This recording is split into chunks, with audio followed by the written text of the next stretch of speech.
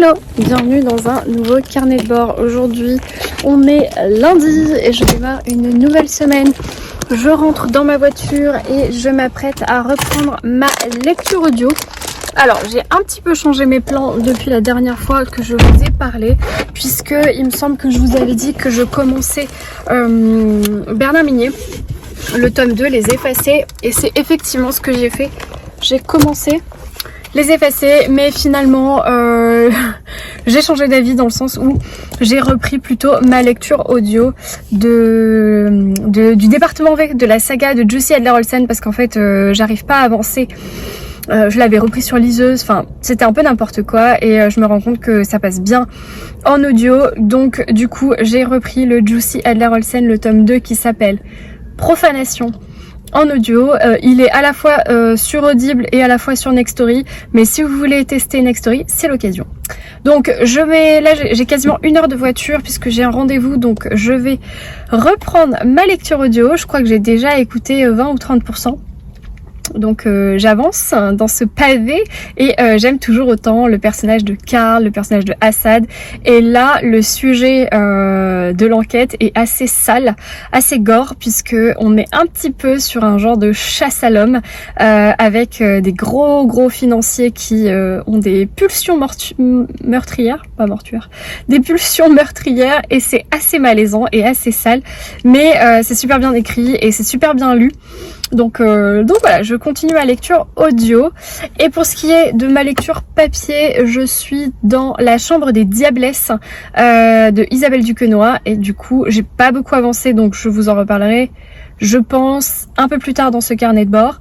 Mais voilà, c'est tout ce que j'avais à vous dire. Il fait beau, j'ai un beau rosier là derrière qui m'a fait plein de belles roses de jardin.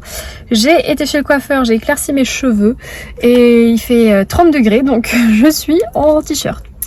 Voilà pour les petites news, je vous retrouve plus tard. Alors vous allez me prendre pour une dingue, mais sur les conseils d'Emilie, je me suis acheté une couverture chauffante de la marque Beureire. Et c'est juste génial quand en fin de journée, là en ce moment il fait très beau dehors, mais en fait en fin de journée à l'ombre il fait un peu plus frais. Et là je me pose, j'ai pas bougé de la journée et du coup il est 17h45 très exactement. Je suis en train de manger des petites graines. Et je lis La Chambre des Diablesses de Isabelle Duquesnoy. J'ai ma tisane là-bas. Et dans mon mug Touloum. J'ai sorti une romance écossaise que j'ai très envie de lire parce que avec ma meilleure amie, on est en train d'organiser notre voyage en Écosse.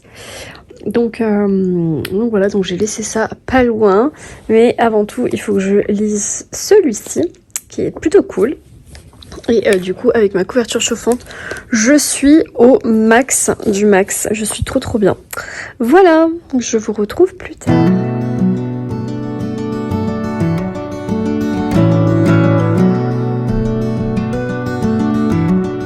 Aujourd'hui on est jeudi et c'est la fin de journée, je sais pas pourquoi je l'ai écrit jeudi. C'est la fin de journée, je viens de rentrer chez moi avec des petites pivoines à fleurir. Voilà, on est en pleine saison des pivoines, donc beaucoup de travail, mais c'est cool, c'est une bonne saison. Donc aujourd'hui voilà, j'étais un peu sur la production et voilà, on s'en fiche. Bref, niveau lecture, alors là j'étais justement avec mes écouteurs parce que je suis en pleine écoute de Profanation. Finalement j'arrive bientôt à la moitié, je suis page 244 sur 570, donc j'arrive bientôt à la moitié. Je l'écoute en 1.8. À la base j'avais commencé en vitesse 2, mais en fait avec les noms en danois j'ai l'impression que je comprends rien, donc du coup j'ai ralenti et je l'écoute en vitesse 1.8 et c'est super bien. Du coup, pour vous en dire un peu plus, on va retrouver donc notre inspecteur Karl Mork. C'est le chef du département V qui, dans le premier roman Miséricorde, a été créé. Donc c'est un peu Karl Mork, c'est quelqu'un qui a été un peu mis au placard par l'équipe de la police de Copenhague. Et du coup, en fait, on l'a mis au placard, mais littéralement. C'est-à-dire qu'on lui a ouvert un bureau dans le sous-sol de la police et on lui a donné un assistant qui s'appelle Assad, qui est qui est iranien, enfin bon bref je sais pas, mais enfin je me rappelle plus de quelle origine il est. En fait il vient du Moyen-Orient, mais syrien. Voilà. Du coup son assistant syrien, l'imprévisible Assad, il est super drôle et en gros on lui colle un peu cet assistant homme de ménage dans le premier tome et finalement ça va devenir un petit peu son acolyte de travail. Et donc la première enquête était vraiment hyper bien, elle était plutôt dirigée dans le milieu politique, etc. avec une course contre la montre. Et là, donc dans ce deuxième tome, on retrouve évidemment Karl et Assad, ils sont toujours dans leur sous-sol, dans leur placard. Et il y a d'autres personnages qui rentrent en jeu, qu'on aura croisés dans le premier tome. Et là donc on va avoir encore une fois une affaire, donc sachant que Karl ne s'occupe que des cold cases, voilà le département V en fait, pardon j'ai pas précisé, ce sont que des cold cases, donc en gros des affaires non classées, sauf que là va arriver sur son bureau une affaire qui est classée. Et donc il comprend pas trop pourquoi cette affaire est là, forcément il est curieux, donc c'est évidemment le dossier qu'il a envie de traiter, donc il va se pencher sur ce dossier là, qui va le mener dans les sphères de la jet set de Copenhague, où en fait c'est un dossier où 2 jeunes adolescents vont être retrouvés assassinés chez eux, où quelques temps plus tard, quelqu'un se sera dénoncé, et cette personne va purger plus de 20 ans de prison, et on arrive bientôt à la fin de la peine de prison, donc il reste plus que 3 ans au détenu, et le dossier a à peu près 20 ans, donc voilà, et il arrive de nouveau sur la table. Donc pourquoi il va se replonger là-dedans, on le devine par la suite, et c'est très louche, parce qu'en fait, pourquoi cet homme s'est dénoncé, il n'avait pas spécialement de lien, etc., etc. Et en fait, il y a des personnes qui souhaitent que Karl remette le nez dans le dossier, parce qu'ils ont, entre-temps, la vie fait qu'ils ont appris des choses, et voilà, donc... c'est vraiment super bien. Je veux pas vous spoiler parce que alors déjà c'est une suite, donc je veux pas vous spoiler au niveau du personnage de Karl. Et en même temps, l'enquête est super intéressante, mais je peux pas vous spoiler évidemment que ce cold case n'est peut-être pas si cold. Voilà, c'est tout ce que je peux vous dire.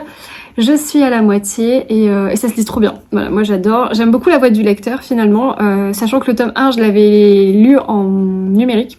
Donc j'avais pas du tout écouté en audio, et là je l'ai passé en audio et c'est super agréable, j'aime beaucoup la voix du lecteur. Alors ce qui est un peu dommage, c'est que le tome 1, je crois, il est lu par un lecteur, et après tous les autres tomes sont lus par un autre lecteur. Donc je trouve que c'est plutôt cool pour moi, parce que du coup le 1 je l'ai lu en numérique, et à partir du 2, si j'ai envie de les écouter, ça sera la même voix. C'est vrai que j'aime bien quand il y a des sagas avoir la même lectrice ou le même lecteur, parce qu'on identifie en fait les personnages avec les voix, vu qu'on n'a pas sous les yeux les mots pour imprimer l'histoire. C'est vrai que j'aime bien avoir la même voix finalement quand il y a les sagas. Donc là c'est le cas. Si jamais vous commencez à l'audio à partir du tome 2, eh ben vous serez bien. Sinon avec le tome 1 il faudra faire un peu une différence. Sachant qu'ils sont disponibles sur Nextory. Vous avez mon offre en barre d'infos comme d'hab. Autrement, je crois qu'ils sont aussi disponibles sur Audible selon votre abonnement, ce que vous avez. Voilà, donc ça c'est ma lecture audio et voilà, je me régale. Donc je sais pas quand est-ce que je vais reprendre la voiture, mais peut-être demain. En tout cas, ouais, demain je crois, puisqu'il faut que j'aille à l'aéroport chercher mon mari, donc demain, et puis autrement, là j'ai du linge à plier, je viens d'arriver, donc j'étais en train d'écouter dans ma voiture, j'avais du linge à ranger qui était dehors, donc j'ai vite remis mes écouteurs pour garder le fil, et maintenant je vous fais une pause pour vous parler, mais je les garde comme ça, juste après quand j'ai terminé, et je reprends ma lecture audio, parce que j'ai des panières de linge à plier, donc voilà, comme quoi les tâches ménagères sont le moment idéal pour écouter les livres audio. Voilà, du coup ça devient un peu plus agréable. Bref, donc ça c'est ma lecture audio. Ma lecture papier que j'avance pas des masses finalement, c'est La Chambre des Diablesses de Isabelle Duquesnoy, que j'ai reçue de la part de Pocket. Je suis page 97, donc vraiment j'ai lu un quart, même pas. Ce qui fait, ouais, ça c'est un dossier, il fait 416 pages, bon voilà, j'ai lu même pas un quart. Et pourtant j'aime bien. En fait, on va avoir donc au tout début, on va avoir une femme, une diablesse qui est envoyée au bûcher. Donc ça se passe en 1680. Voilà, on va brûler la voisin qui est un peu une femme qui en fait était une businesswoman de l'époque, hein, clairement. Elle vendait du rêve aux riches. Elle était un peu voyante, un peu cartomancienne, voilà, un peu chirologue, un peu astrologue. Elle prédisait un peu l'avenir, elle filait quelques poisons en dessous de table, etc. Et elle va se faire finalement un nom dans de la pauvreté. Elle va monter parce qu'elle va vendre ses services là à des femmes principalement et parfois des hommes très importants à la cour de Louis XIV. Évidemment, cette femme va être dénoncée et puisqu'elle dérange à un moment donné, et on n'est pas encore là, mais elle est, dès le premier chapitre, elle est assassinée, voilà, dès la première page, on sait que elle brûle, voilà, elle est mise au bûcher, et en fait, c'est sa fille qui est elle-même arrêtée, qui va raconter finalement l'histoire, puisque elle essaye de plaider non coupable et de se dissocier finalement de sa mère, qui a eu une emprise toute sa vie sur elle et qui lui a appris beaucoup de choses, beaucoup de poisons, et qui lui a transmis beaucoup de secrets de la bourgeoisie, et elle essaye de se défendre, et du coup elle écrit à je sais pas qui, je sais pas, un monsieur qui juge, enfin je sais pas trop qui. En gros, elle est enfermée dans une prison et elle raconte, alors elle écrit des lettres qu'elle adresse directement à la personne qui doit la juger. Et en même temps, eh ben, on retourne dans le passé, on retourne dans les souvenirs, et on voit en fait cette Marie-Marguerite, qui va grandir auprès de la voisin, et de tous les secrets et tous les machins qui vont entourer sa vie. Et donc voilà, donc en vrai c'est dynamique, c'est cru, c'est vraiment parfois un peu sale, parce que Isabelle Duquesnoy utilise le langage françois de l'époque, et donc du coup parfois elle y va fort, mais du coup c'est hyper immersif et j'aime beaucoup. Donc c'est un peu, je sais pas pourquoi je mets du temps à le lire, peut-être parce que j'en profite pour faire beaucoup de choses à la maison pendant que je suis encore ici. Mais voilà, mais c'est une bonne lecture, franchement c'est une bonne lecture. Alors c'est clairement à l'opposé de ça, on est sur un roman historique pur et dur, sans enquête, sans quoi que ce soit, pour l'instant. Donc voilà, ça c'est mes deux lectures du moment. Voilà, ça c'est tout, et sinon bah, j'ai reçu un paquet. Donc je vais l'ouvrir avec vous. Je sais pas ce que c'est, j'ai pas le destinataire. Enfin, en fait, il y a une étiquette qui a été collée sur le destinataire, donc je sais pas. Je l'ouvre avec vous.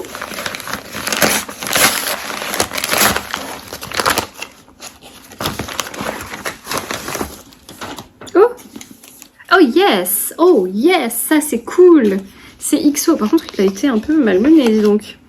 C'est le Olivier Bal. Alors, comme la dernière fois, je déballais le livre de Bernard Minier. J'étais là genre, ah, c'est le prochain Olivier Bal. Et ben non, c'était Bernard Minier, qui est d'ailleurs, j'ai trop hâte de le lire. Et donc là, c'est le Olivier Bal, La Meute. Alors, attendez, je vous montre dans l'ordre, parce qu'il y a plein de petits goodies. Le nouveau thriller de Olivier Bal, La Meute. Je suis un peu à la bourre aussi avec les Olivier Bal. Hein. Voilà, je suis à la bourre partout. Il y aura toujours des diables, des dieux et des hommes au milieu. C'est très mystique comme couverture. La Meute. Ah, j'ai cru que c'était en... Ah oui, c'est en surbrillance. Alors, pas le Olivier Bal, mais ça, c'est en... Je sais pas comment vous montrer. On voit pas, là. Vous voyez, c'est en surbrillance, c'est en relief. Alors, je vous montre les goodies et après, je vous lis le résumé. Donc, un marque-page qui a été un petit peu malmené.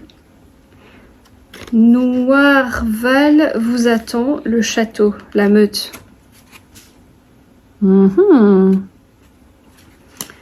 Noirval vous attend, la volière. Oh, on se croirait dans un Cluedo. La Meute, un thriller de Olivier Bal. Oh, c'est écrit. Je suis piégée à Noirval, j'ai besoin de vous, Sophia. Ah, c'est un vrai Cluedo en fait là. Donc ça c'est la volière. Noirval, le labyrinthe. Je suis piégée à Noirval, j'ai besoin de vous, Sophia. Le labyrinthe. On se croirait dans un Cluedo. Trop bien. Alors déjà, il est disponible à partir du 25 avril. Et là, qu'est-ce que c'est? C'est une interview. Comme ils ont fait avec Bernard Minier. Olivier Ball. Trop classe. Trop classe. Bref, moi je suis allée à Bourg. J'ai lu 2,5 sur 4 livres. J'ai lu L'affaire Clara Miller, La forêt des disparus. J'ai commencé, je sais pas pourquoi j'ai arrêté, en plus j'ai adoré. Méfiez-vous des anges. Et il me reste son avant-dernier du coup, Roche de sang, qui se passe en Corse. Voilà. En tout cas, si vous connaissez pas, ces trois-là, ce sont une suite. C'est le même personnage, Paul Green, qui est un journaliste. Et donc, je vous conseille en tout cas les 3 premiers de les lire dans l'ordre. Et après Roche de sang, je crois que c'est un one-shot. Et puis La Meute. Alors, La Meute, on va voir de suite de quoi ça parle. Je sais pas si c'est le même personnage que dans Roche de sang. Février 2024. L'ange noir a encore frappé. Chaque fois, sa victime est enterrée vivante et meurt étouffée. À la sous-direction de l'antiterrorisme, Sofia Giordano cherche à mettre la main sur ce tueur qui s'en prend à des notables partout en France. Elle est bientôt rejointe par le lieutenant Gabriel Geller qui, de son côté, enquête sur l'assassinat à Paris des réfugiés au corps affreusement lacéré. 2 affaires en apparence distinctes, une apparence seulement, car bientôt Sofia et Gabriel vont devoir infiltrer la meute, franchir des épreuves initiatiques terrifiantes, gagner la confiance de l'étrange famille Mirval qui règne en maître dans le château de Noirval. Ils devront frayer avec les loups pour éviter le grand cauchemar. Un thriller implacable sur une machination diabolique qui pourrait faire vaciller la société. Une plongée glaçante dans la mécanique du fanatisme. Ah, je sens que je vais trop aimer. Bon, j'étais sûre déjà d'avance. Ah, c'est dédicacé. J'étais sûre d'avance de trop aimer, mais quand moi j'aime trop les sectes et tout là, moi j'aime trop ça. C'est horrible. Chère Estelle, ravie de te présenter mon nouveau roman 9 cercles. 9 cercles.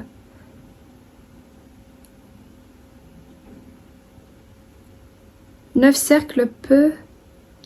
9 cercles pour intégrer la meute, 9 épreuves pour devenir un loup essoufflé sur les braises. Et un pays au bord du chaos. Bonne lecture, un grand merci pour ton soutien, amitié. Ça a l'air trop bien. Ah là là, j'en ai marre d'être à la bourre tout le temps sur mes lectures parce que à chaque fois que je reçois un roman comme ça, dont l'auteur je sais d'avance que je vais adorer, j'ai envie de tout arrêter pour lire ça. Et bien sûr on ne peut pas, ça ne marche pas comme ça. Enfin on ne peut pas, il n'y a pas de règle, mais enfin bon, je m'engage dans des lectures que après j'avance plus. Donc, je vais pas tarder à vous laisser, comme ça je vais pouvoir aller écouter mon livre, me doucher, reprendre ma lecture papier parce que ce soir c'est ma dernière soirée solo. Donc je vais en profiter pour avancer mes lectures. Et voilà, j'espère que vous allez bien de votre côté et je vous retrouve demain.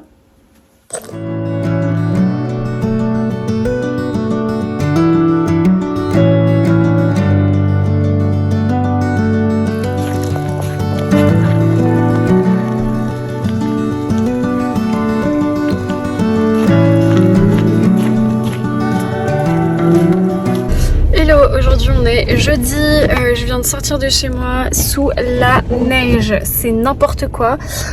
Du coup je suis dans ma voiture, je m'apprête à partir à l'aéroport et je vous montre. Donc il y a de la neige de partout, sur ma voiture, dans la rue, partout. Et là du coup je suis en train d'écouter le Jussi Adler-Olsen sur Audio. Je sais pas si vous me verrez bien, je suis sur un parking à l'aéroport, j'attends mon mari. Du coup, je viens vous parler un petit peu de mes lectures puisque j'ai avancé mes 2 lectures. J'ai avancé La Chambre des Diablesses, je suis à la moitié et j'aime toujours autant. Alors c'est vrai que c'est un livre qui est un peu particulier parce qu'il a un langage plutôt... fleuri, je peux dire ça comme ça, puisque en fait notre personnage principal qui est la diablesse, enfin la sorcière qui s'appelle Lavoisin, elle emploie des mots voilà, chic and choc, mais d'un autre côté c'est très immersif parce que c'est un peu le langage chartier de l'époque et du coup ben ça nous parle, c'est cohérent en fait avec le personnage, c'est cohérent avec la strate sociale dont elle vient, etc. Donc en fait ça me gêne pas du tout, hein, c'est juste rigolo. Mais du coup ça dynamise aussi vachement le récit parce que bah, y a beaucoup d'humour, il y a vraiment de... Enfin c'est drôle quoi. C'est vraiment drôle. Les chapitres sont très courts en plus puisque les chapitres font 1 à 2 pages. Donc finalement on se prend au jeu. En tout cas moi j'aime bien. Voilà, il me reste la moitié à lire. Alors j'avance pas beaucoup parce que j'ai pas mal de boulot en ce moment. Mais autrement j'aime beaucoup. Et puis alors pour l'audio, vu que là je viens de mettre quasiment 1 heure pour arriver à l'aéroport suite à la neige, à la grêle, c'est pas vraiment de la neige, c'est de la grêle. Du coup j'ai écouté 1 heure, je suis partie vraiment tôt parce que ça m'a fait un peu peur cette histoire. Et je suis bientôt à la fin en fait de Profanation. Du coup de Jussi Adler-Olsen. Alors je l'ai pas écouté sur Nextory parce que en fait j'avais déjà le crédit audible, je l'avais déjà pris en fait Profanation. Mais il est aussi disponible sur Nextory. Donc en soi, c'est vraiment au choix. C'est le même lecteur, c'est le même livre audio. Mais là du coup dans la voiture j'ai écouté sur Audible. Donc voilà, et j'avance plutôt bien donc dans cette enquête. Et là on arrive à un presque... Pas au dénouement, mais en fait voilà, les choses s'accélèrent puisqu'il y a des réponses aux questions que se posent les enquêteurs qui commencent à dénouer le jeu de mystère et les pièces du puzzle à s'assembler. Et donc c'est plutôt cool. Donc voilà, ça c'est mes lectures en cours. J'ai pas été à la boîte aux lettres parce que il y avait la neige, enfin la grêle. Mais je vais essayer de m'arrêter là au retour parce que ça y est, en fait ça s'est arrêté. C'était vraiment un pic de type giboulet de mars, mais giboulet d'avril. Donc voilà, ça s'est arrêté. Donc je vais pouvoir aller à la boîte aux lettres quand je rentre. Et je conclurai aussi le carnet de bord tout à l'heure je pense, parce que selon ce que j'ai reçu, je vais essayer de vous faire le montage. Demain je pars en Italie, donc il vaut mieux que j'ai monté mon carnet de bord aujourd'hui, comme ça c'est fait. Et du coup voilà, c'est tout. Demain je pars en Italie pour un week-end, pas pour le travail, familial, voilà. Donc je vais prendre avec moi La Chambre des Diablesses. Et je sais pas encore ce que je prendrai d'autre parce que souvent je lis pas énormément quand je suis en séjour, mais peut-être que je prendrai un manga ou un livre business ou autre chose, ça dépend. En tout cas j'ai Laurie qui m'a dit Laurie, donc la bibliothèque de Laurie, qui m'a dit que le magazine Management n'existait plus. Puisque en fait la dernière fois je cherchais le magazine Management en librairie, au Point Relais, et en tabac, et en fait il n'existe plus. Le magazine Management n'existe plus. C'était mon préféré magazine business. Donc apparemment ça va se reporter sur le magazine Capital, mais j'ai pas d'autres nouvelles. Donc affaire à suivre au niveau magazine de business. Si vous avez des recommandations d'autres magazines qui ressemblent à Management, n'hésitez pas à m'en faire part en commentaire ou à m'écrire en message privé sur Insta. Du coup je suis à l'affût de nouveautés. Voilà, c'est tout ce que j'avais à vous dire pour aujourd'hui après cette péripétie météorologique. Sinon tout va bien. Du coup, niveau profanation, pour vous montrer, pour donner un ordre d'idée, pardon, du coup il me reste plus que ça. C'est un bon tiers, on va dire, Ouais, un tiers. Du coup, c'est trop bien. Là, j'arrive sur la fin et j'ai trop envie de savoir le dénouement. Donc, je vais essayer de terminer ce livre audio rapidement, d'autant que j'ai envie de continuer la saga en vue du challenge que nous continuons de mener et d'organiser avec Flow & Books sur Instagram, puisque nous avons un challenge qui continue sur les livres de Josie Adler-Olsen, où on essaye de driver toutes les lectures de la saga. Donc chaque semaine nous ouvrons une zone de discussion sur Instagram, un groupe de discussion, et on ajoute les personnes qui le souhaitent par tome. Et voilà, nous on essaye de les lire aussi de notre côté, mais j'avoue que j'ai été un peu prise par le temps. Et du coup je suis passée à l'audio. Je pense que je vais lire le 3 aussi en audio, mais peut-être que je le basculerai sur Nextory, ça m'arrangerait, parce que du coup j'ai pas besoin de prendre un crédit sur Audible. Puisqu'il est disponible sur Nextory. Donc voilà, donc ça c'était ma lecture audio. Et au niveau lecture papier, en fait j'ai été un petit peu optimiste, je suis pas encore à la moitié. Je suis page 181, mais voilà, encore une fois je vais essayer de l'avancer un maximum aujourd'hui, et c'est donc La Chambre des Diablesses de Isabelle Duquesnoy. Et ensuite, une fois que j'aurai terminé le Isabelle Duquesnoy, je prends, alors je sais pas si je l'emmène avec moi en Italie, mais je le prends. En tout cas, juste après, c'est le Henri Lovenbruck, le tout dernier que j'avais reçu en édition XO et que j'ai aussi en édition Pocket. Donc du coup, là j'ai la version grand format, Les Disparus de Blackmore. Et dedans, j'avais plein de goodies à sa sortie. Un marque-page, une carte de Lille. Et un petit leaflet avec l'interview du coup de Henri Lovenbruck. Donc ça c'est vraiment chouette, surtout pour lire à la fin je pense. J'ai peur de me faire spoiler. Et évidemment j'avais ma dédicace, parce que j'adore les livres d'Henri Lovenbruck, vous le savez. Tadam! Donc voilà, ma prochaine lecture, et j'ai déjà hâte, je lis également avec Florence, qui je pense, elle a dû le commencer aujourd'hui de son côté. En tout cas, je vous en parle dans le prochain carnet de bord, mais au moins je vous tease un peu ma prochaine lecture. Et au niveau audio, je reprendrai les effacés sûrement soit après le tome 3 de Juicy, soit entre les deux. Je sais pas encore, on verra bien. Sauf si j'ai une nouvelle lubie et une nouvelle idée entre temps. Voilà, bah écoutez, c'est tout ce que j'avais à vous dire pour cette semaine. J'essaie de vous poser. C'est tout ce que j'avais à vous dire pour cette semaine. Ce carnet de bord n'était pas très long. Il était surtout rempli d'épisodes météorologiques. Sachez que je suis ravie d'avoir acheté ma couverture chauffante suite à mon début de semaine où je regrettais en me disant mais quelle idée d'avoir acheté ça alors qu'il fait super chaud dehors. Et bien aujourd'hui avec la grêle à l'extérieur, je suis ravie d'avoir ma couverture chauffante et de pouvoir m'y glisser pour avancer ma lecture dès maintenant. Donc je vous laisse ici, je vous souhaite un très bon week-end, une très belle semaine, de très bonnes lectures et je vous dis ciao.